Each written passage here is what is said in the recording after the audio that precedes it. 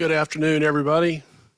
Thank you for coming out tonight. My name is Doug Hamons. I'm the Director for the Coastal Resources Division of the Department of Natural Resources. I think we can take you tonight. We got a bunch of CRD staff here tonight, and if you want to, So most of fisheries is here tonight, so if you're CRD, raise your hand. These are the guys who day in and day out do the work of the Coastal Resources Division, at least on the fishery side, and a couple of admins, or at least an admin back there. So thank you. This is my budget lady in the back. She keeps me straight, right? Sir. He is really old, Tyler. Check 1, 2. 1, 2. All right. Do I need to start all over again? Okay. So, again, thank you for coming out. I do want to introduce specifically, where is she? Dr. Carolyn Belcher on the far end, Chief of Marine Fisheries, Dr. Jared Flowers, Head of our Research and Surveys Unit, and Kathy Knowlton, who will be providing the presentation this evening.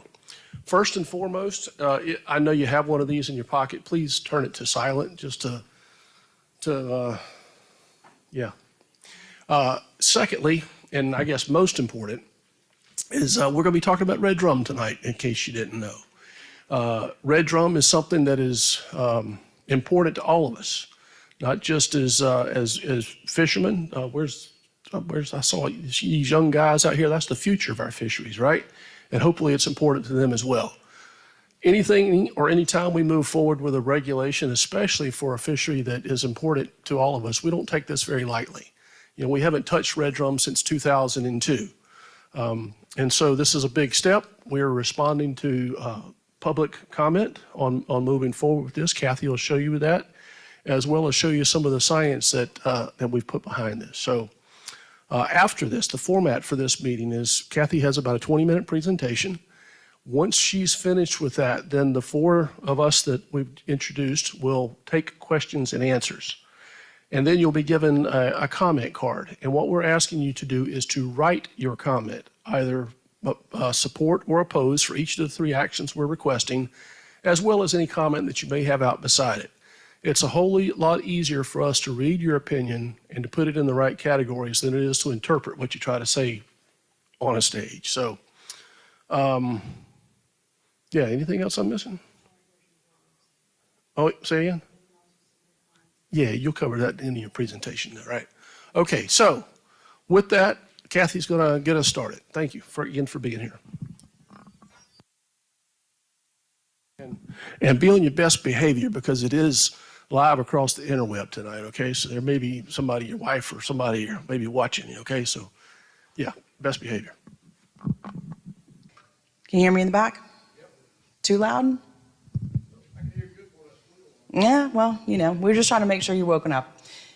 Thank you very much. We really appreciate you all coming tonight, and we'll try to relay some information to you that hopefully will help make what we're doing a little bit more clear and as we go through this procedure. I'm getting acquainted. There we go. All right, so to start off the conversation, we want to walk you through the various steps of this process. Early in June, we hosted 2 town hall meetings. The public was then asked to provide feedback on 5 various management actions that we were considering. And for each of those 5 management actions, there were various options that were available. That particular survey was open for about 3 weeks, and then Division Director Hamons presented a briefing on that to the board in August. Following that, the next day, on August 24th, we issued public notice that the written comment period had opened for discussing the regulatory changes that we are proposing for red drum. The items in this list that are noted with an asterisk have information available on the CRD website. So during our June meetings in Brunswick and Savannah, there were 2 presentations that were given, as well as data summaries and reports. The presentation that Director Hamons provided to the DNR board in August is also available on our website, and the board briefing document itself is available on the CRD website. And that's important because it includes the public notice, as well as our division's background and synopsis for why we're making these recommendations. Here we are this evening, September 22nd in Brunswick. Thank you again for coming to our public hearing. As I've mentioned, the written comment period is open through October 6th. And on October 25th, the director will present again to the Board of Natural Resources, and they will take final action for the proposed red drum regulatory changes. If those changes are approved, they would likely become effective on January 1st. As many of you know, CRD conducts numerous surveys and programs which collect red drum data. These various sampling programs collect data on red drum of various sizes, and that's really important to remember as we talk about all the pieces of this puzzle that we have before us in terms of red drum. So for instance, in those top 3 programs, these all fall under Dr. Flowers, the Population Health Survey is going to be one that samples small red drum using both gill nets and trammel nets. However, the Coastal Longline Survey is encountering large adults in our offshore state waters. The Escapement Project is going to be targeting older juveniles in our Georgia estuaries, and those juveniles have implanted acoustic tags that can be detected both outside of the state, providing information, as well as those that have immigrated from our coastal waters. The last 3 programs or surveys listed here heavily rely on angler participation for our data. The first is a carcass recovery program, and that is going to be sampling legal-sized red drum that are coming in through the recreational fishery from within our state. The cooperative angler tagging program, which samples red drum of various sizes, both within the slot and under and above, because they're being tagged and released. And finally, the Marine Recreational Information Program. We will refer to that several times this evening as the MRIP. And these are dockside intercept surveys with recreational anglers to produce the catch information that we have on red drum. And there's also a mail survey, a separate mail survey that's used to estimate fishing effort. This is a state and federal cooperative partnership. The data from these surveys and programs was summarized into the red drum status reports. The first one was initially provided in 2021, and it was updated later in 2022. These reports were presented to the CRD Finfish Advisory Panel, and they were also presented at those June town hall meetings that I spoke of earlier. The take-home messages that we wanted to review with you tonight from this report was that based on the available biological data, no management action was necessary. The tagging data estimated that fishing mortality was low and suggested that fish are escaping the fishery. For the indices, which you will see on the next slide, but I just wanted to make sure you got to see these 2 points in writing before we go to that slide. The red drum indices were variable between the years, but the trends were relatively stable over time. And the various indices tended to agree over time. To orient you on this slide, over here we've got catch per unit of effort, and here are the various surveys and programs across time from 2009 to 2021. Again, the red drum indices were variable between the years, and that's what you're looking at right here, the variation between the years, but overall, the trends were all very stable. Please note that these statistical trend lines have been added for your reference. The handout that you received when you were coming into the room and that's been available on our website did not have these statistical trend lines added yet. I just wanted to point that out to you. That's why they look different from what you might have in your hand.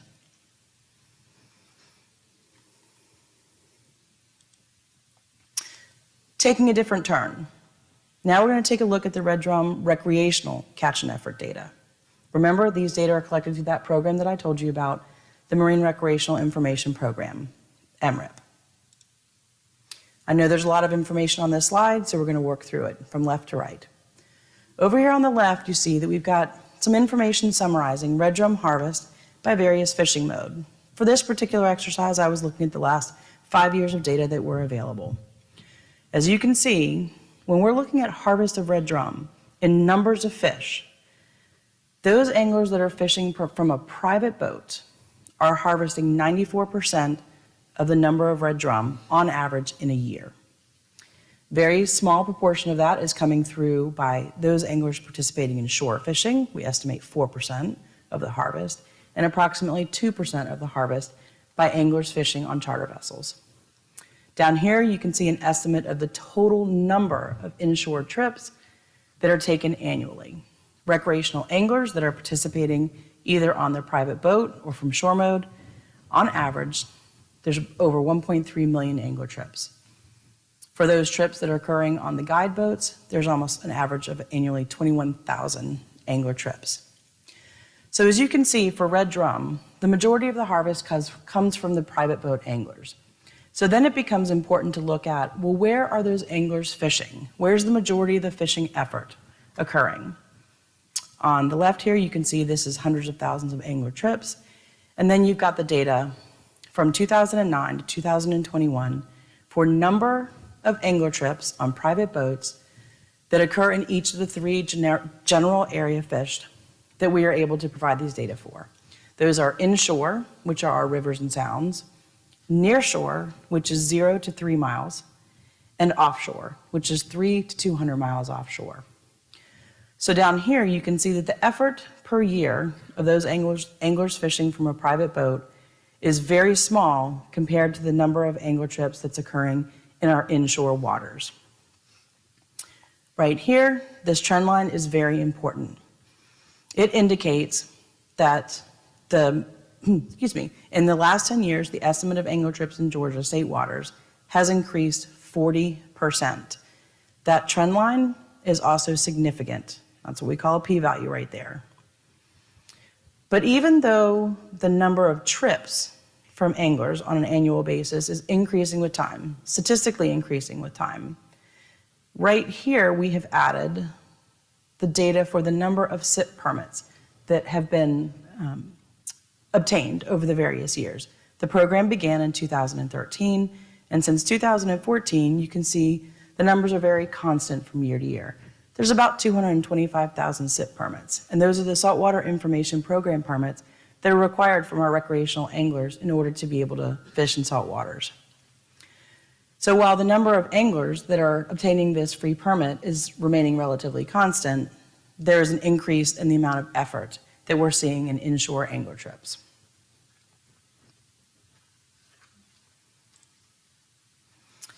Angler concerns about red drum populations in Georgia prompted the CRD to conduct satisfaction surveys in both 2017 and 2022.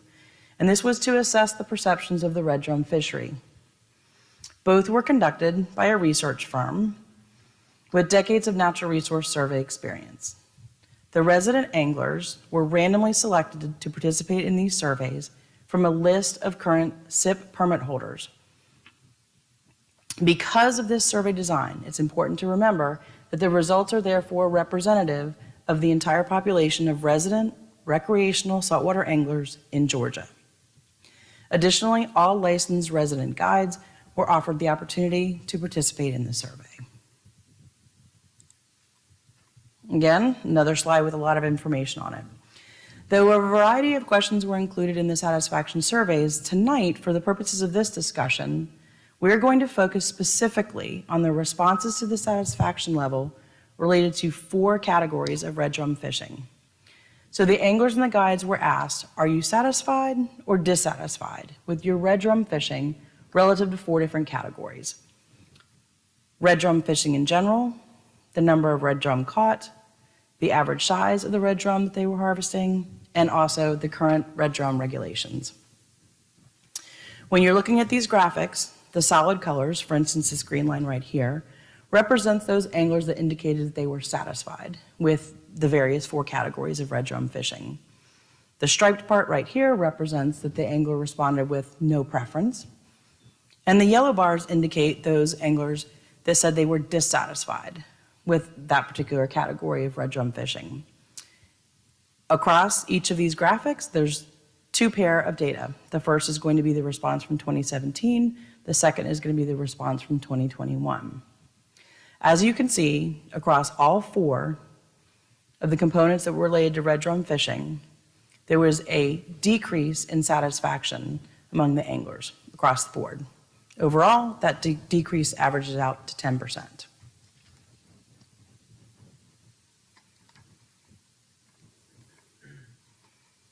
Okay.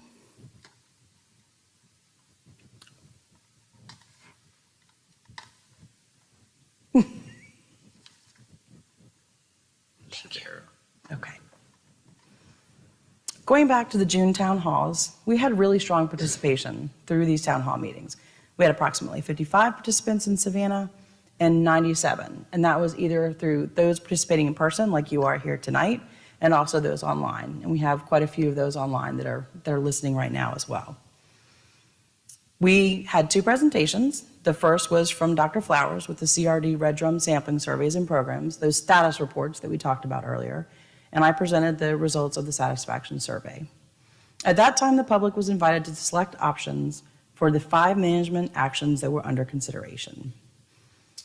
Much as you'll see later tonight when we give you that comment form, that written comment form, during the town hall meetings, we also had a form similar to that to get people's preferences for those various actions. We had that comment period open for 3 weeks, and by the end of that 3-week period, we had 257 recreational anglers that had given us their thoughts and feedback, and 55 guides. Common theme tonight, there's a lot of information on this slide. The first component of our recommended regulatory change that we're going to discuss is the decrease in the daily creel limit. As you read across this table, this first portion up here, those data all relate to 2017 and the 2021 satisfaction survey. For every category, the first number is going to represent the value from 2017. The second category is going to represent the value from the 2021 satisfaction survey. As you move down the table, you'll see the data from the town halls that we conducted in June. Most of you have probably seen the results of these data at some point, and these might be new to you this evening. From the angler's perspective, the results from the satisfaction survey and the town hall meetings do not cleanly align with one another regarding their thoughts on whether or not we should see a reduction in the creel limit. As you can see right here, slightly more than half of the anglers surveyed in 2017 favored maintaining the 5 fish daily limit. And interestingly, in both cases, some people wanted an even more liberal limit that with greater than 5 fish. However, both the more liberalized limit and the no, keep the 5 fish limit dropped 14% from 2017 to 2021. How do I get this 14%? 5, excuse me. And then when compared to the town hall results, right here you can see that 86% of the anglers favored an option with fewer than 5 fish. So that is the difference that we see between the satisfaction survey method and the responses given during the town hall. It's important to remember, though, that normally when we are seeking rule changes like these regulatory recommendations that we're making, the department has, excuse me, the public comment such as this, and this from the town hall meetings, is all the department has to rely on. But with the satisfaction survey, we have a statewide view of the angler's thoughts. So taking these two into consideration, the department has determined that taking the moderate approach is called for. By decreasing the creel to 3 fish per angler, we would expect an 11% reduction in harvest. That 11% is in numbers of fish. Okay. This percent reduction is based on the MRIP catch and effort data, which indicate that most anglers currently, right now, are harvesting 3 or fewer. This is something that we've gotten some questions on because people look at the reduction from 5 fish to 3 fish as a percentage of fish for just the creel limit. The way we are looking at the estimate of the reduction is that currently most angler trips are not harvesting 4 or 5 fish. That's how we get the 11% calculation of the estimated change. Therefore, most of the angler trips would not be significantly impacted if we make this change in the regulation. Had we chosen 2 fish creel limit, we would have expected a 23% reduction. Given the fact that the biological data suggest a stable population, we feel that the moderate approach is called for. Had our surveys revealed a fishery in trouble, perhaps 2 fish would have been more appropriate for our recommendation. This one's probably a little bit easier to read. The vessel limit and whether or not it should be established. This question was not asked in the 2017 satisfaction survey. The results from the 2021 satisfaction survey show that a majority of our constituents support establishing a vessel limit, and the results from the town hall also indicate that the majority of our constituents support establishing a vessel limit. Currently, right now, in our MRIP data, when we look at those vessel trips that have harvested red drum, we have years of data, and we pull out only those trips. We see that on average, in these vessel trips, there are 3 or fewer anglers. Best way to wrap your head around this is that when you think about the average offshore charter trip, and it's a 6-pack license, and there are usually 5 or 6 anglers on that to be able to go offshore for that trip, that's how that kind of trip is different than a typical inshore red drum trip. Those trips typically have 3 or fewer anglers. So how did we come up with recommending a 9-fish vessel limit? If those trips on average only have 3 or fewer anglers, and we're recommending a 3-fish daily creel for each person, that's where our recommendation for 9-fish vessel limit comes from. Again, looking at data that we currently already have from the past couple years of data, we estimate that this would only impact and reduce the harvest by approximately 4%.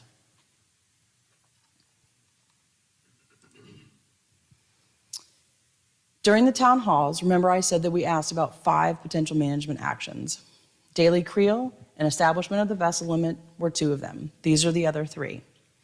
The third one was whether or not our constituents wanted to prohibit guides and mates from retaining their daily creel limit. This question was only asked during the town hall meetings. It was not asked on either of the satisfaction surveys. You can see that the majority of our constituents agreed that guides and their mates should not retain a creel limit for red drum. When asked about whether our respondents supported a red drum season, both in the 2017 and 21 satisfaction surveys and the town halls, there was not support for that option. So the department has not requested that this be a change in the red drum regulations. Slot size change. Although both groups supported changing the slot limit size, which is currently 14 to 23 inches, the department does not have enough information currently to analyze the effects of this change. A regional stock assessment will be conducted again in 2024, through which Georgia data will of course be included. The results of that stock assessment will allow us to better inform this discussion in the future about whether or not the slot size limit should be changed. So what's our rationale? How do we get to this point where we're talking to you tonight in this public hearing and presenting these data to you? Most regulations that are changed are based on the results of a stock assessment. We have several examples that we could bring up. Back in 2002, the last time the red drum regulations were changed, that was based on a regional stock assessment. Weak fish, I think it was about 12 years ago, similar. But there are additional reasons for change, including other management options that we want to look at. This was the example in 2015 with spotted sea trout. We were seeking to increase abundance of spotted sea trout, and thus the regulatory change. But there are social components that must be part of the equation. Triple tail, probably more than 10 years ago now, and our recent, earlier this year in 2022 for billfish. That was a social component that led to those regulatory changes. And here we are tonight talking about red drum. Anglers have been requesting a change in the red drum regulations for several years. Our survey participants support a regulatory change. From our effort information, we can see that there's been a 40% increase in the inshore angler trips. And when you go online and try to find information about Georgia changing, population increasing in Georgia, here is an appropriate quote. Georgia continues to grow at greater than 1% per year, which makes it one of the fastest growing states in the country. We're 12th. In light of the significant increasing angler effort in state salt waters, the division recommends the following moderate approach. Decrease the red drum daily creel limit from 5 to 3 fish, establish a vessel limit of 9 red drum, and prohibit guides and mates from retaining their creel limit. Incorporated in this moderate approach These actions would help decrease large individual catches when immature red drum are vulnerable to fishing mortality, and it could reduce the risk of localized overfishing. So now we need your written comment, and we've got several opportunities in which you can submit. Please remember, our deadline is going to be Thursday, October 6th. That's in approximately 2 weeks. You can submit your comments electronically at the web address that is listed there. Or you could submit a comment sheet, which we are about to pass around as soon as Doug gets up here and we start answering some of your questions. If you decide not to submit written comment tonight on the form, please go ahead and take the form with you, because the web address for navigating to the way to supply those written comments electronically is at the bottom of that form. Both of these comment submission options, whether you do it electronically or you provide them in written form to us tonight, they ask you whether you support or oppose the 3 actions under consideration, and both the submission options provide a space for your comments relative to each of the individual actions, as well as a comment section for your general comments related to red drum. We can receive comments by email to me or mailing, but we would prefer that you use either the electronic or the form that we're about to pass out to you this evening. And with that, I will invite Doug back to the mic, and Jared and Carolyn, please. Thank you very much, Kathy. Appreciate that. I was amiss, when you put one of these things in your hands, oftentimes your mind goes blank, right? So I was remiss in welcoming Representative Buddy DeLoach. Thank you, sir. Liberty and McIntosh counties. Anything else? And a little bit of Glenn. Okay. Not mine. I'm on the other part of Glenn. Sorry, sir. And also Lee, I'm sorry, was it Lee? I didn't catch your last name. Lee Norton from Congressman Buddy Carter's office. Thank you guys for being here. Okay, so again, Doctors Belcher and Flowers and Kathy and myself are here to answer your questions. I appreciate you all driving in. I don't know how far some of you came in, but thank you for being here. And we've got a couple of microphones. Where are they? One on the left and one in the middle. Okay, so question right here in the middle. And you can direct that to the science or wherever you need to. Real quick, this is Cole from Savannah. Drove up because I couldn't make the meeting in Savannah last night. So I just want to clarify. So from the data presented, the red drum numbers are variable but stable over time. That's the correct understanding? That is correct. Okay. Fishing has increased approximately 3.4% year over year. That's roughly that 400 million, or 400,000. And looking at a memorandum that the Georgia DNR sent to the board, indicates that basically recreational and private charter fishing contributes about 8% to impact on the fish population. That was in. It was in the board report, yeah. Okay. All right, thank you. I just want to look at the handout that was sent here as well. And so the 3 fish per limit, or per person, when you add up those numbers on the sheet, it looks like 72% of anglers surveyed do not support that option. So just want to mention that as well.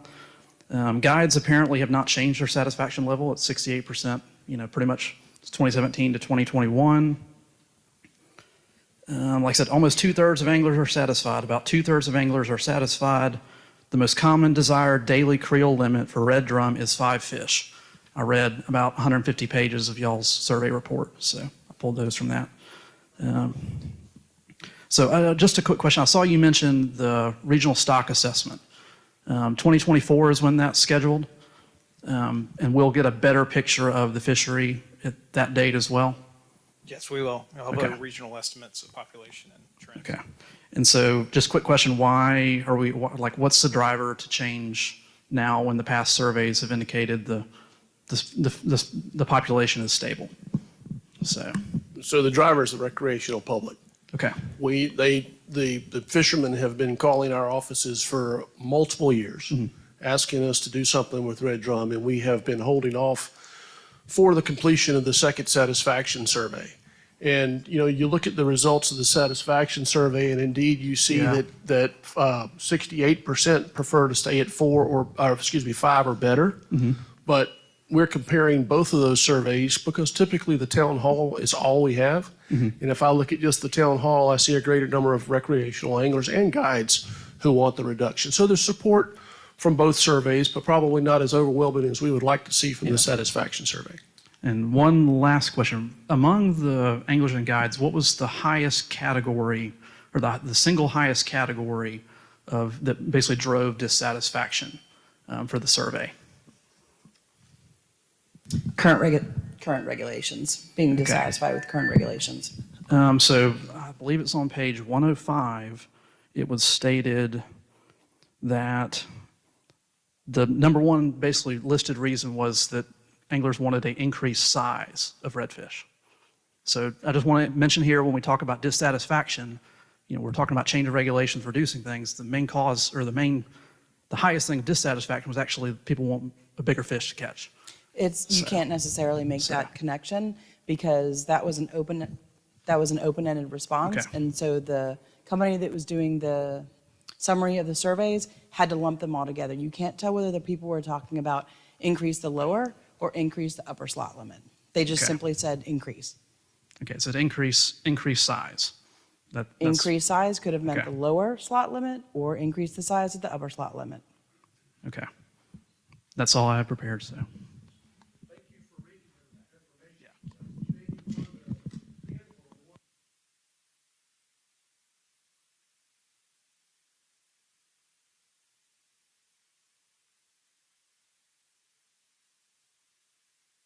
Real quick, for the folks that are watching on Zoom, if you would like to make a comment, all you need to do is use the reaction button to raise your hand, and then we will call on you when it's your turn. Thank you. Thank you for allowing me to speak. I've just got a couple of quick comments and maybe a couple of quick questions. Basically, right now we're getting into bull red season, and there's a lot of bull reds being caught right now, and it's a little early. A lot of those will be caught in October as well, but here's my question. And I think I know the answer to this, but I'll let you answer it for me. Approximately how many eggs per year does that bull red female lay?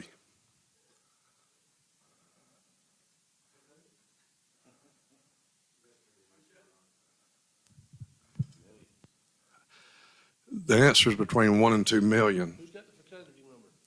Okay. Mr. Woodland? That's an important question for you guys to know, right? It's between 1 and 2 million. So this is a very low number. So if we've got 2,000 bull red drum on the coast of Georgia, which we've got a lot more than that because you'll see tons of pictures daily where people are catching them. Just do the math. 2,000 times 2 million is 4 billion. Let's play devil's advocate and cut that number in half. Okay, that's 2 billion. Let's cut it in half again. 1 billion eggs that are hatched on the coast of Georgia. Where are all the fish? Are they just not here, or are people just not catching them? Well, I've already retracted that number. I've cut it down to 25% of that. So I would cut it a lot further than that. You might be talking about 90% of fish. 90% of those eggs don't make it to the slot. okay, all right. Well, that's fair. Okay. Well, what's 10% of 4 billion? My point is, there's a ton of redfish out there, guys. They're just not being caught by the anglers that don't know where to catch them. Okay. There's a lot of redfish out there. There's a lot of redfish out there. Now, if you're fishing for trout with a popping cork in a trout area, you might not catch a redfish, and you're going to go home and say, "Well, I wanted to go catch a redfish and I didn't catch one." Well, you might need to go to a different area to catch redfish. My point is, there's a ton of redfish out there. If I want to go catch redfish, and I know a lot of these guys in here that are captains and anglers, if they go target redfish, they've got certain areas that they go to catch redfish. And I just don't see a shortage of it. We've never had issues catching redfish, and that's one of my issues right there that you guys may or may not see. And number two is, may need to look at the shark population. You got a question about sharks? I don't have a I'm question. just trying to keep it to Yeah, I do questions have a if question possible, about so. sharks. Have y'all addressed the issue possibly of reducing the sharks? we're- Letting us catch more sharks and doing away with more sharks? So we work with the highly migratory species group of NOAA fisheries to regulate sharks. We don't always agree with how HMS manages their shark population, but we do work with them and provide our input on their regulations. So So nothing's changed. there's lots changed, lots that we don't agree with. There's more species being put on the prohibited list every day, which affects, when you can't catch those, it affects what you are catching. There's lots of changes every day. Well, I know, but the changes for the worse as far as redfish population. Can't argue with you there. So I apologize to you that we don't have the fecundity number in front of us. That is, that's on us, and we will correct that. I will tell you that there are as many opinions as there are people in this room. You might be one of the better fishermen in the room, but the reason I'm here, the reason we're here, is because we're hearing from the folks who aren't seeing fish that we need to do something. So that's why we're here talking about it. Oh, I understand that, and I appreciate that. I got one more quick comment, and I know there's nothing Question. we can. Yeah, it is a question. Okay. I know there's not a lot we can do about the dolphins, but dolphin population has increased. Have y'all Dolphin done fish, any kind of dolphin mammal. research on dolphin? Dolphin fish, dolphin mammal.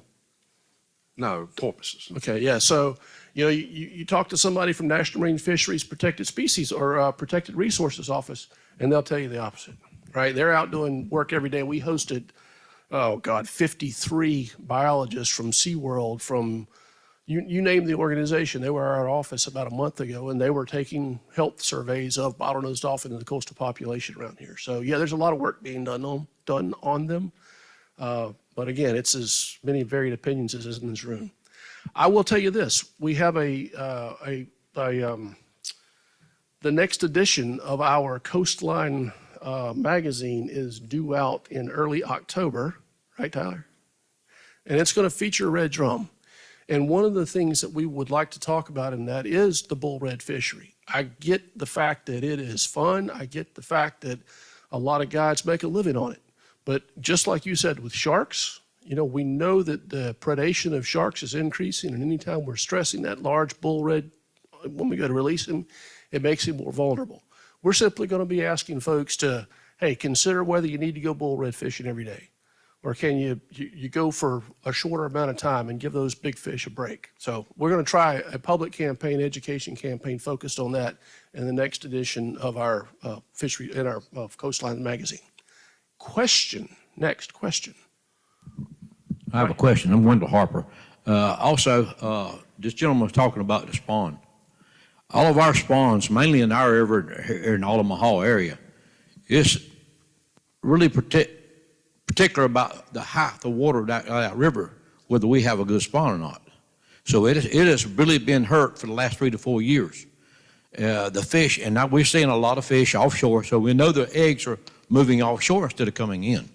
So I agree, we have a good spawn, but whether the environment let it be a good spawn is a different situation. But I can tell him now, I don't know where he fishes at, but our fishery has been gone. This year, I can say right now, I've fished with y'all for years and years. This is the best year on spawn that I have seen in over 7 to 8 years. I'll tuck my tail and run in a heartbeat. It's the best I've seen. But if we don't protect it now, we won't have it later. That is a question.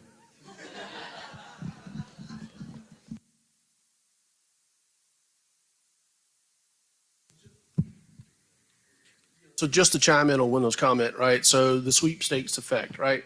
There's a reason why these things spawn over the course of more than a month or so. There's a reason why they batch spawn and have multiple spawns, right? Because the conditions aren't always right for survivability. And there are years when you have high freshets, when you have a lot of rain, when a whole year's class, it's not that successful. You may get less than 90% survival. And then you have boom years where all the conditions are perfect, right? And I think that may be what we've seen in the last 2 years. Both of our surveys, the past couple of our surveys in the last 2 years have saw bumper crops of young red drums. We've had good conditions. But anyway, just to add that point. Next question.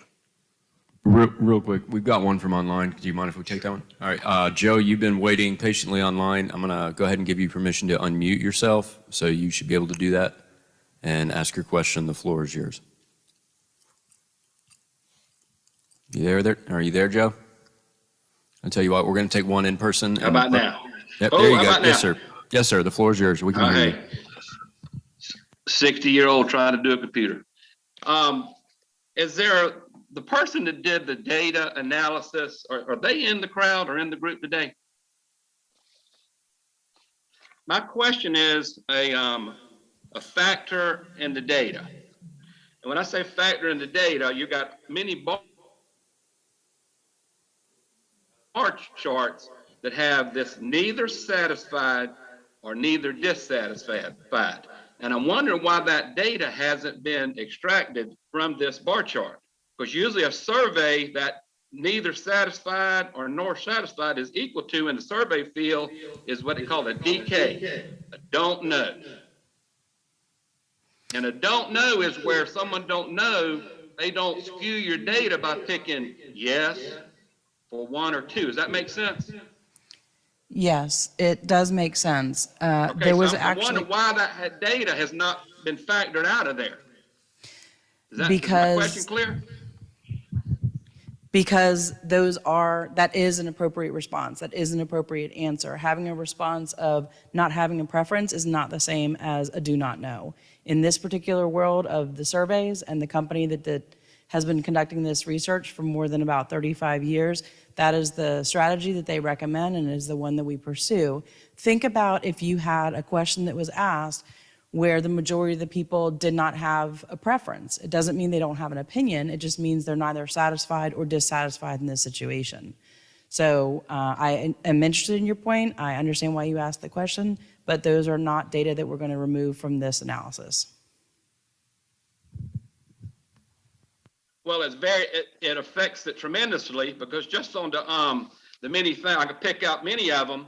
And if you went to page 17 of your 100-page handout, you had a saltwater fishing, and it was somewhat satisfied, very satisfied, and you totaled it as 77%. And then you totaled the dissatisfied at 13%. And when you add up 77% and 13%, you're missing 10%. Is that clear? That Your makes question sense. is You're clear, leaving but out 10%. So what we're trying to say is 77% of the people agree with this. And really, it's actually when you factor to data, and which you've attempted to factor it because you didn't put the data that I took out, and it comes up to 84% are very satisfied and somewhat satisfied. And you have done that on page 17. You just didn't quantify it and adjust your numbers for the data that was factored out. Does that make sense?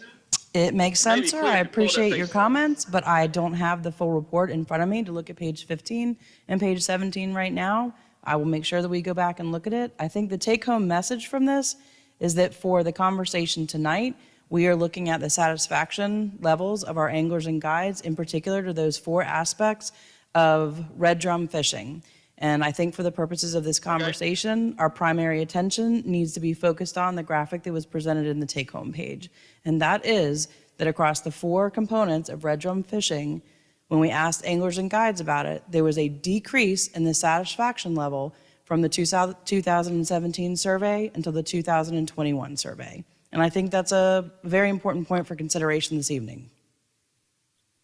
But you would require that's a very need some looking at.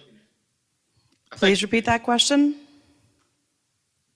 Everyone would agree that, but every survey company acknowledges that that's a discrepancy in a survey. Let's go to page 18. We talk about constraints to and dissatisfaction with fishing.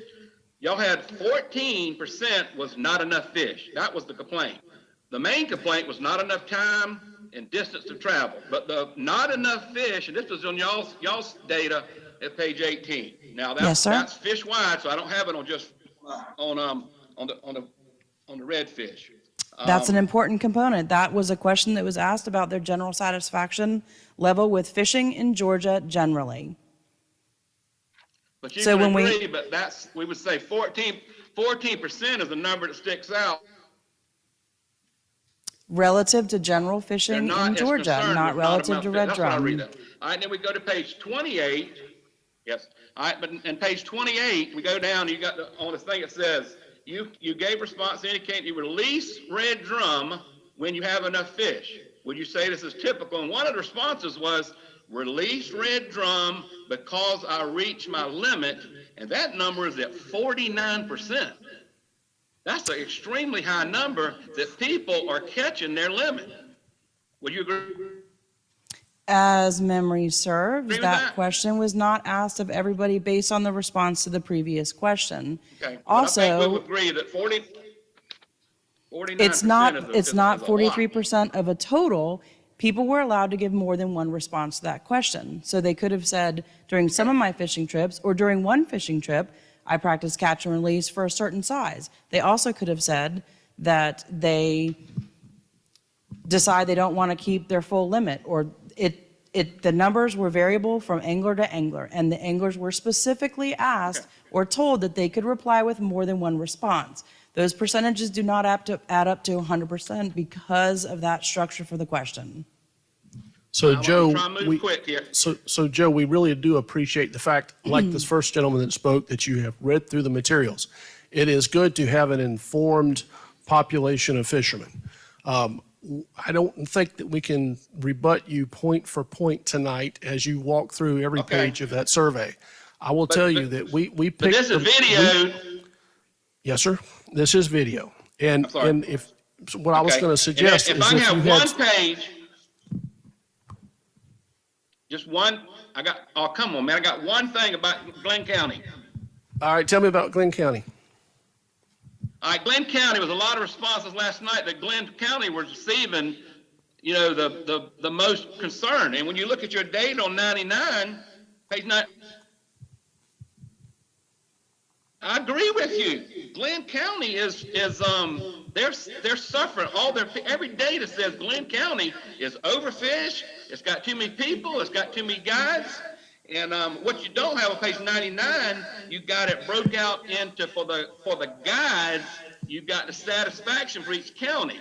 But I never seen anything for an angler, a recreational angler satisfaction. And I bet it would mimic that guide. That the problem is Glenn County, and everyone said, they said it last night, there was so much fishing pressure there. And your survey agrees with that on page 99. Mr. Joe, Thank you we've for your got time. several I know people other waiting people- to other make questions. we've got Okay, I several appreciate people that. waiting to make some comments, so we're going to give some other people a chance to speak, if that's all right. Yes, thank you for your time. Thank you, sir. Thank you.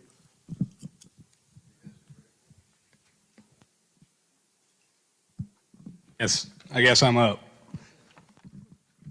Hey guys, Clement Collins. First of all, thank y'all for putting this together and pushing the issue through the DNR board. To have the satisfaction survey done this year and already be presenting a rule change is, as far as I'm concerned, lightning speed in the government world. So thank y'all. I am one of the red fishermen who suck at catching redfish. So I've had some problems catching them. And I have a couple of questions that pertain to the presentation, to the suggestion that's before the board now. I do have two questions that relate to the data that got us to those, to that suggestion. The first is, and you know I always ask hard questions, so I'm sorry. You've shown that the SIP participation is roughly constant. Does the DNR do any tracking of what that participation level actually is? How many people that fish in saltwater actually obtain the SIP permit? We do not, outside of law enforcement that is stopping people on the water or on the piers and asking to see their fishing license as well as their SIP permit if they're participating in saltwater fishing. We get this question a lot. Don, right down here in the front row, runs the MRIP for Georgia, and that's something that comes up routinely. And that is, well, why don't you're out there talking to anglers, why don't you just simply ask people if they've got a license? Because Participation in the dockside surveys as well as the mail survey for effort is voluntary. And we are out there as biologists to collect the data to find out about the catch of the various species. We are not our game wardens. So we, on purpose, do not ask. Also think about if there is an overlap between us asking that question and whether or not somebody is properly licensed, that could bias our data such that the people who don't have licenses don't participate in the survey because word gets out that we're going to ask about their license. So we do that on purpose. Good question. So, but you don't have a confidence interval in how accurate that data is, or you just rely on it as Accurate in terms of what, Clement? Repeat that for me. Accurate in terms of the percent of people that are licensed that are and actually permitted? fishing that have the permit? No. So, okay. No. All right, fair enough. Next is on the satisfaction survey with the 10% and 21% decrease in satisfaction on redfish, which is, I think, why we're all here. What in that survey? What was a statistically important? Like what? I can't think of the word. No, I don't do math. I'm terrible at math. What percentage decrease triggered it being statistically significant? There you go. There we go. There There's you the go. word. It's plus or minus 2%. It was, I think, 2.3% in 2017. I believe it was 2.1% in 2021. And people intrinsically have a really hard time wrapping their heads around what in the world that means. And we talk about confidence intervals. We talk about percent confidence. And so for this survey, this is the way the company that does these surveys, again, for about 35 years in natural resource issues, calculates a confidence interval of 95%. And then you say, but how does that relate to plus or minus 2%? That doesn't make any sense. Imagine that you had your whole population of SIP permit holders, and you drew randomly from that population 100 times, and you had, like, imagine like stacks of coins, and you had all the people who were going to participate in 100 different stacks of coins, and you conducted the survey 100 times.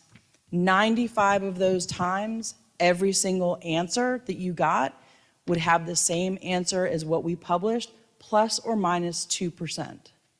So a response that is a piece of data that is represented in that survey, in the publication, the value of that data element in the entire population of Georgia resident recreational anglers is plus or minus only 2% of the value published in that report. It's very precise. Just to follow up a little bit on that. Sure. I guess what I was asking is, Oh, darn, that wasn't it? no, but it was close. I really was on a roll. I couldn't even think of the word, you so didn't it's wanna cut me off? fine. No, that was valuable too. No, the 10% decrease and the 21% decrease, those are statistically significant numbers. What is the threshold for when in a survey like that, or in this particular survey, you see a percent change and you say, oh crap, we need to do something? In this situation, if the difference between the 2017 value and the 2021 value was greater than 2%, it was statistically significant. All right. And we also asked the natural resource company that did the survey, did they have a satisfaction or dissatisfaction level that was considered a standard in the field? And they said no. It depends on what your goals are for management. And we've had a couple of business folks tell us that if they experience that drop in satisfaction year over year, they'd be out of business. Fair enough. So it really is a judgment call. In that first category of red drum fishing in general, it was 75% satisfied in 2017. Had we remained at 70%, I would have not been standing here tonight getting beat on. But it was 62%. It was a 13% drop in that category, and that's really what got me thinking that we need to look at doing something. Sure. And then just two brief questions about the proposal. The first one is on the guided vessels, the average number of anglers per vessel, looking at establishing a vessel limit. That is 2.8 anglers per guided vessel. Does that number include or exclude the guide? Excludes, it's the recreational anglers only. Okay. And then last question, I promise. Okay.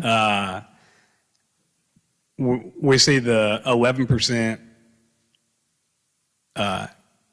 reduction on the reduction of the creel limit, and then an additional 4% reduction with the vessel limit. How do those two numbers interplay together? That is a great question, and one that we asked among ourselves as to whether or not those values were additive or not. Because we currently do not have a vessel limit, I can't tell you that those values are going to be additive. All I can tell you is that we calculated those reductions, estimated reductions in harvest based on current data. And did you want to, it just occurred to me that you might want to, this is a long conversation with us. So the easiest way to think about it is if it's additive, right? That means that you would end up getting the 11% plus the 5%. So it could be as high as 16% if they don't overlap one another. And if they overlap, the lowest it would be is 11%. You wouldn't lose anything. So 11% at the low end, 16% at the high end.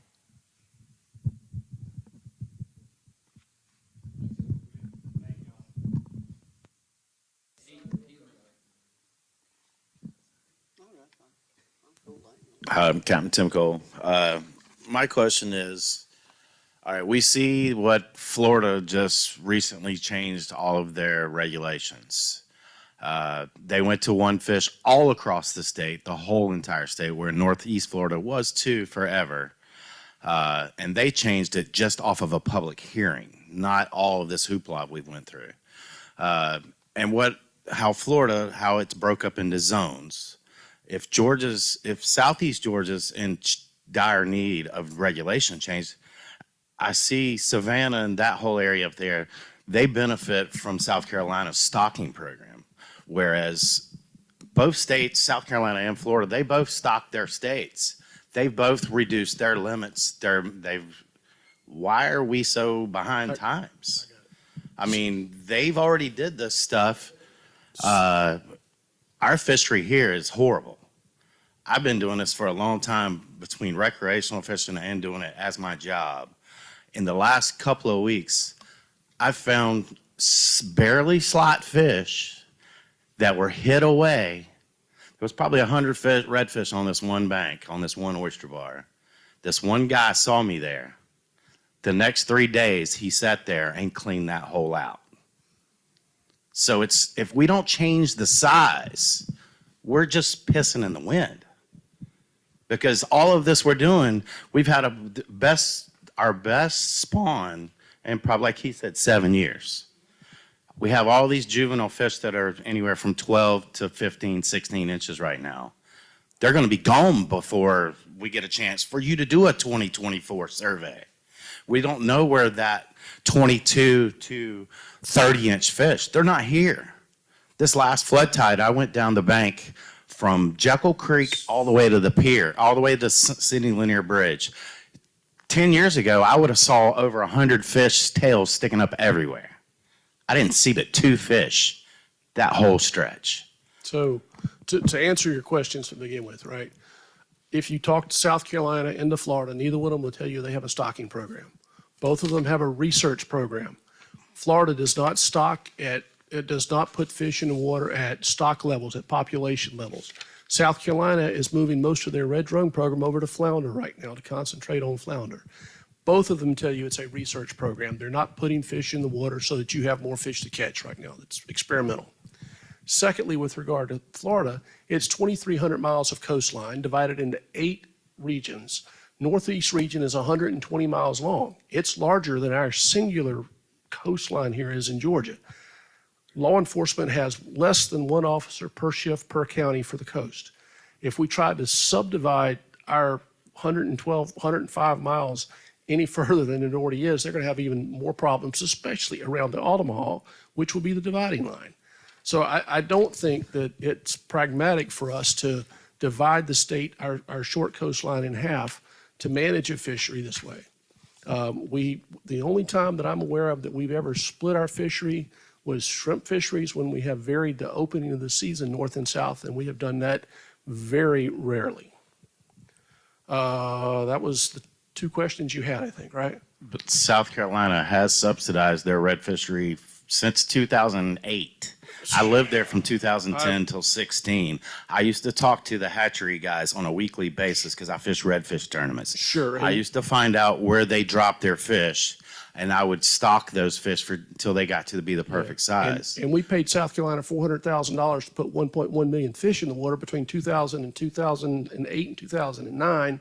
And of that 1.1 million fish that we put into Wausau, into the Savannah area, it made a 1% to a 14% contribution to the catch, depending on how far away you were from the point that we released those fish. The question we asked ourselves, is it worth that kind of money for a 1% contribution to the catch? And to this point, we've said no. You know, if we want to build a hatchery and try to stock fish, you know, we're starting at a $10 million number, and we're going from there. And I think that as a group, if we can all come together and manage these fish appropriately, we won't have to waste $10 million on putting redfish in. We can put more habitat in the water. That's where I am on that. And so, I mean, I appreciate the idea that those two states are stocking, but they're truly not. Texas might be the closest state to any that's putting fish in the water to give you more fish. But they're subsidizing. I didn't say they're not stocking. They're offsetting the number of new anglers versus environmental factors, and we have bad winters that kill fish, like you said. Fresh water kills spawns. Well, if you talk to them, they'll at least this year, last year, year before, they'll tell you that it's a science program. So, but I do appreciate the point very much, and I get the fact that you're on the side of we need to do more. Right? I mean, even Louisiana's noticing that's the best red fishery in the world, and now they're asking guides to not keep redfish. So, I mean, if their stuff can collapse, Yep. we're there. Yeah. We're seeing what they're fixing to see. Thank you. And if we don't do something today, it's going to get bad. Right. I mean, Get the gentleman in the back Thanks. there. Thank you. Hey, let's do this one first. Yep. No worries. I agree with this gentleman here, but Florida also got a lot too. Now I see influx of Florida fishermen because they can't keep no fish. So I totally agree with the three fish. But I was concerned about restocking too. Don't we do trout streams in North Georgia? Why can't we do redfish in South Georgia? Well, in North Georgia, a lot of those trout streams are not self-sustaining. There's no natural population. They're not native fish, so there's not a population there.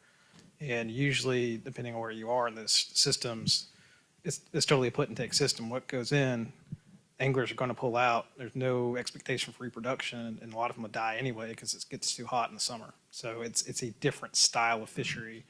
And you know, if you had coastal stocking, it would have to be a different take. It's not. They're similar, but they're not the same at all.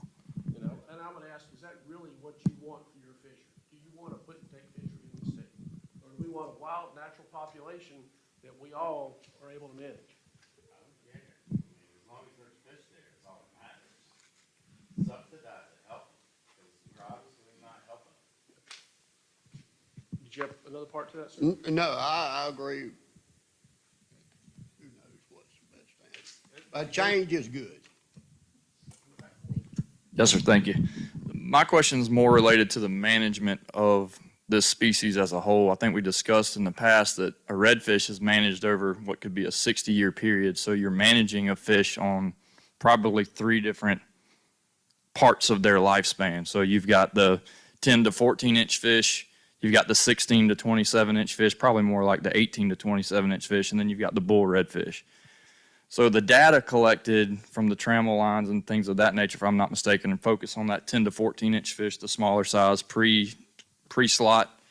The coastal longline survey is focused more on the bull redfish, larger fish population, and then the escapement and carcass are focused on that middle, I guess, area that I'm asking about. Is that correct?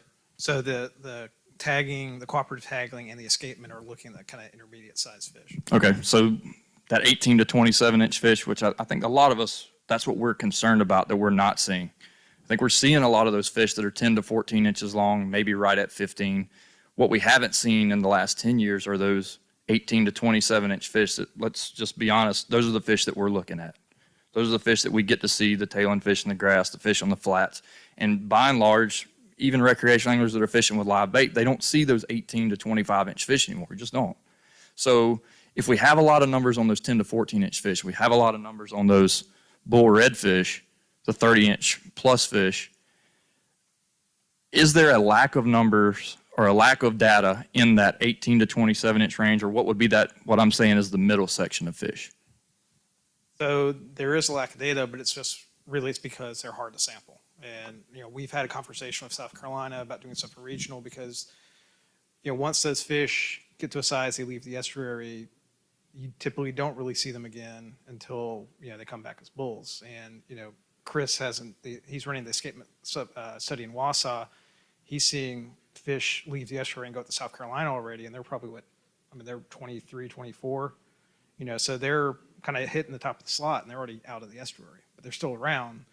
But that's kind of it's tough to design a survey like a net survey because we've been banging our head against the wall trying to figure out what the best way to do it. But tagging is there to fill in that gap. The problem is tagging. It's you have to wait to get enough tag information. You can't put out get the numbers and everything. So it's a little bit more time intensive to kind of get that information. But we are starting to put it together.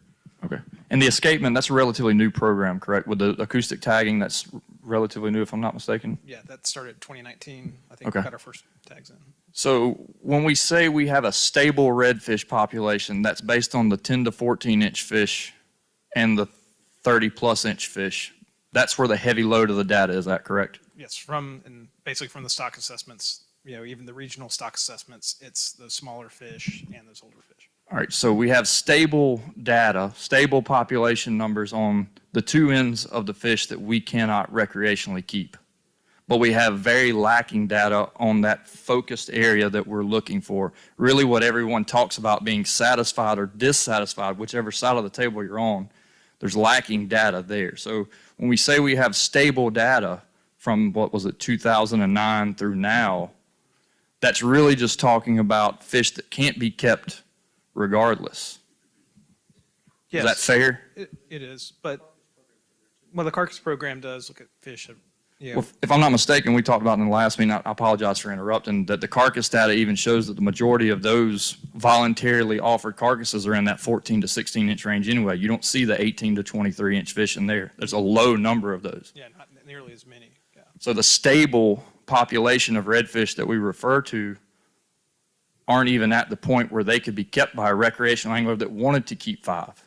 It is what I see, and correct me if I'm wrong. I want to make sure I'm interpreting what I'm hearing correctly. I think there are a couple of scenarios, and I think it's those fish aren't there, which they've been fished out. But we don't think that's the case based on the tagging data we do have and the fact the populations are still going. Those fish might just not be as vulnerable. And the carcass program and some of the harvest data we have is based on people keeping fish. Well, if anglers aren't keeping those upper size fish because of just preference and ethic, we're not going to see those in the program too. Okay. But we know those bigger fish are getting tagged. I mean, our cooperative anglers are tagging those fish. We're putting acoustic tags on those fish so they're there. But we don't have the same index number like we do with the others to kind of judge how those fish are there. Okay, thank you. I appreciate it. Doug, we've got a question online. Would you like to take? Mr. John Ganas, you've been waiting patiently, sir. You can unmute yourself and the floor is yours. Yeah, thank y'all for having this and putting this together. My question was, I can't remember the exact number, but for the percentage increases with the new proposed krill limits, what does that equate to in kind of the estimated number of fish that, I guess, for lack of a better term, would be saved or not harvested? If I'm understanding your question correctly, the 11% and the 4% numbers that we talked about earlier tonight, those are the estimates of the reduction in harvest based on number of fish. Right, but I guess that's a percentage. What does that equate to in an estimated number? Like, is it 100,000 fish to, what does it look like as a number? I would have to think and come back to you on that one. We have the estimates of the number of fish on average that are harvested every year. Let I me guess get that- back that- to you on that. Okay, yeah, I'd just be curious. We'll come And back. then, We'll come back to you on that. We've got somebody looking it up right now. Great question. Thank you. Well, and then secondly, just for y'all, what determines this to be a success? Like, if you look at this 5 years down the road, are you looking for that population to stay stable like it has been from the data? Or are you going to expect your MRIP scores, your tagging counts, satisfaction to all increase? What's another satisfaction? We plan to conduct another satisfaction survey in 5 years, and we will probably repeat these questions again. And we're Right, so what would you, like, with these changes, do you expect that to increase, or what would you consider a success if these changes are implemented? personally, I'd love to see the satisfaction level goes back up to higher than what they were in 2017. And we would also love to see the average fish per angler go up as well. I mean, the goal in reducing the limit now is to try to get more fish for the future. And so, right now the estimate is somewhere around the 1.2 fish per angler per trip. And the goal of reducing from 5 to 3 in that 11% reduction in catch is to try to get us higher in the future. So higher fish, hopefully, or at least more catch, will equal higher satisfaction. Yeah, thank But y'all. we may not see that in 5 years. Right. That's a short amount of time. And I think the 3 is a great number, so just thank y'all for putting this together. Thank you. My name's Scott Owens. I was at the Savannah meeting last night, and we talked about something, and I got some more data that I wanted to kind of point out. So it touches on kind of what the gentleman in the back, Carl, was saying about the sizes, and I'm looking at a graph now, and the carcass survey that's done, the majority of the fish, if I'm not mistaken, are that 14 to 17 inches is what I'm seeing on the graph. Is that correct? So we got 14, 15, 16, 17. That's a 4-inch variable. Excuse me, that's a 4-inch variable on fish. We're talking about a 6-inch variable on the other end from 17 to 23. And I'm not great at math either, but I think that's right. And it seems to me it's strange that we don't see that in the carcass donation. I'm curious if you guys think that those fish are harder to catch maybe, or if maybe the fish are being harvested at that lower slot and maybe not making it to that higher size, because it seems to me like if you take 3 people versus 7 people, the numbers really don't match. It seems like there should be more carcasses from that 17 to 23 inch range. Well, what are y'all, am I making any sense on that? Yeah, those are kind of our 2 hypotheses. Okay. Are those fish getting harvested, or are they just changing their behavior? Okay. One thing that we looked at to address that is, how long has that pattern been there? That pattern has been there since the early 90s. It's as soon as there was a slot, that pattern of younger fish was there. So one of the things it tells us, if that pattern hasn't changed, it probably means it's not necessarily a population level effect. Because if you're constantly losing those upper end fish, the population, would have tanked. Not like kind of where we are now. Like, it would have tanked and we'd have a big issue. And like I said, the tagging, we're seeing those fish. We're tagging those fish. We have some mortality estimates from the early years that we have. There's not a big decline. There's not a warning sign. Our mortality estimates are similar to what the stock assessment for the region and the other states are seeing. So there is some mystery there, but it's not a red flag. And because we're seeing those fish still survive, they're going offshore. That's part of it. Those larger fish are starting to go offshore, maybe while they're still in the slot. And thing too, But that data is all, I'm sorry to interrupt you, but that data goes all the way back to 1993. Yeah. Okay. Yeah, Just- so that older. okay. Yeah. And that was something when we did this so there's 2024 stock assessment, and then we did a preliminary stock assessment that wrapped up this year. It didn't actually have results, but it was determining the model going forward for the new stock assessment. What came out of that assessment workshop was that our pattern is different from all the other states, even going back to the 90s. South Carolina had a little bit of that pattern, but it's kind of changed early on. But it's something very specific to Georgia, and it could be just our habitat, our tidal influence, the marsh. It might be something that we just have that's ingrained, and that's kind of what our fishery looks like. So that could be something that we're, dealing with. Okay, and just to summarize on a little bit about what we talked about last night. So what we're seeing, I'm sorry, did you want to? I was just add going that? to throw one short thing in, and I am not an assessment biologist by no means, right? Neither, that's why I I'm not asked. good at math either, right? But what you see in that catch curve, right, and almost all fishery statistics, when you look at this is normal, right? Here's your size limit. That's where your peak is, and it falls off after that, both from fishing mortality and from natural mortality. It would be a strange thing if we saw a flat line across 14 to 23 inches. It's got to fall off. The whole reason why the fishery is managed for a spawning population is so that you have enough fish on the top end to keep that low end coming in, right? And so that's the goal, is to keep putting fish into that. But I would never expect to see as many 20-inch fish as you see 14-inch fish. Okay. And then, I guess in a way to follow up with that, just to make sure. So we know the population that we see on these trammel surveys and gill netting and stuff is cyclical, but it's stable. Okay. So everybody keep that in mind. We have a stable number of fish each year, and it stays about the same. Our fishing pressure, guys, has gone up 40%. 40%. That's a huge number in my mind. I love living in this state. Thank you, Representative Deloach and Buddy Carter's assistant. I really appreciate y'all being here, because guess what? Redfish are important to this state monetarily. Okay, when we got game fish status passed, and I'm not going to run on because I know this is questions, but when we got game fish status passed, and somebody's got to find this information for us, but they actually showed where redfish brought like $300 million or something crazy to this state on our little 100 miles of coast. So I do think we're going in the right direction with this, but think about that stable line of fish. Yes, a billion eggs, however you want to look at it, but if we've got a billion redfish every year that come into this estuary, if the fishing pressure goes up 40% on our inshore fishery in 12 years, guys, that's huge.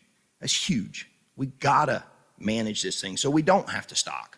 We had an amazing red fishery here before the pressure went up 40%, or at least I thought we did. Now I'm one of the guys that struggles to catch redfish until this year, because we've had an amazing spawn this year. I don't think anybody could argue that. But thank y'all for coming again and being here and explaining this, because I learn something from every one of these meetings I go to. I do, and talking to you guys separately and hearing questions and everything, and I appreciate it.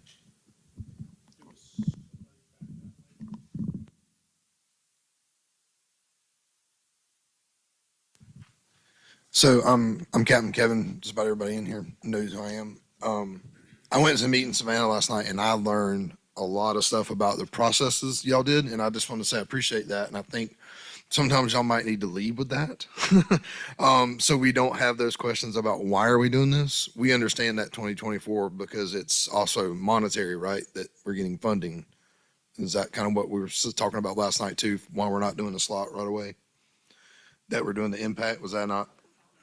Okay, maybe I missed that. I mean, like I asked y'all the other night, and for in here, why are we waiting on the slot? If we've been collecting the same data and it's not holding up money, why don't we go ahead and do it? That's our biggest thing here. I think that we need to go ahead and put that on. That's my question to y'all. And I had a two-part. The other part is this. I hear a lot of guys talking about we need to lay off the bull reds. So I have fished bull reds in Texas, Louisiana, South Carolina, and Florida. All these states hammer bull reds just like we do. Last year was our best bull red year we've had in 5 years. I would say a lot of guys agree. Had an amazing spawn. I look back on some video. Our average catch time was under 3 minutes on a bull red. That's how long it was from hooked up to reeled in. We're taking extreme care to make sure these fish are taken care of because we understand the importance. Also, we're a small percentage of the people who fish for them. My question is, how can we educate people in handling heavier tackle? And I know we made strides in doing the leaders, which is amazing, but I think there's a lot of people that are missing that. Also, the point of that is, if all these other states are hammering them and they're not having problems with redfish, Georgia doesn't need to be the one that's suffering. Maybe it's just is our slot and our creel, and it's not the bull redfish issue. South Carolina is having a bull red issue. And they will tell you, we had an opportunity to bring South Carolina and Florida together this past winter for a discussion on redfish with them. and South Carolina is having a problem with their bull red fishery. Back to the question, and we talked about spawning potential ratio a little bit last night, but that's what we managed to at the Atlantic States Marine Fisheries Commission, who is the organization that we work cooperatively with, right? So we manage redfish, that assessment between South Carolina, Georgia, and Florida. Again, I'm not the assessment biologist, but an SPR is that ratio of adult spawning females in the current population to that unfished population. We need to have enough spawners out there, right? So 40% is the level that we're at. In the 2002 assessment, right, the smart people in the room created this matrix that gave us number of fish in the creel versus size of the fish, right? And again, the models would tell you where you would fall out in that SPR range. So we had options. We put that survey out to our recreational public, and 5 fish, 14 to 23 is where we are. We don't want to use 2002 numbers or assessment now to change the size. If we did, in each of the occasions where we were changing, it took us under the 40%. We were down to 37, 36. And to stay in compliance with our fishery management plan, we need to stay above 40. So the assessments that have been run since then, we were not overfished, and overfishing was indeterminate. They couldn't tell whether overfishing was occurring. But nowhere did they rerun that analysis in the last 2 assessments. Yeah, so in the 2024 assessment that's coming up, there's something called the terms of reference. It's the things you want to find out from that survey. We've asked, give us a new analysis, a bag and size analysis, well, not a bag and size analysis, but a creel analysis to SPR so that we know what we might be able to change to. I think the popular was 15 to 25, if I remember right. That was one of the popular responses, right? If I look at reducing the number of fish, the first thing I want to do is to give you a bigger fish so that the amount of meat that you get is roughly the same. But unfortunately, without wanting to use 20-year-old data, we couldn't go there. Are we premature in doing all this? Maybe. Maybe we should have waited until after the 2024 assessment. But the pressure that we're getting from the phone calls and the people calling in, we're going to do this or that or the other, that in itself got us to where we are today. Do I think we're going to help the fishery by going down to 3? Absolutely. I think we're going to, anytime you conserve a fish, even if it's 11%, right, you're going to help the fishery. Do I think it's going to make outstanding changes in the next 5 years? Probably not. You may see a few more fish, and that's what we hope to see is a few more fish, but it's not like we're going to double or triple what we've got. It's an 11% reduction. Is there any more questions? Yes, you got an answer to Mr. John? Yes, we do. One of the great things about data being readily available to the public is it means that we're in a public meeting like this. The data are readily available to biologists who run the program as well, and we were able to look at that real quick.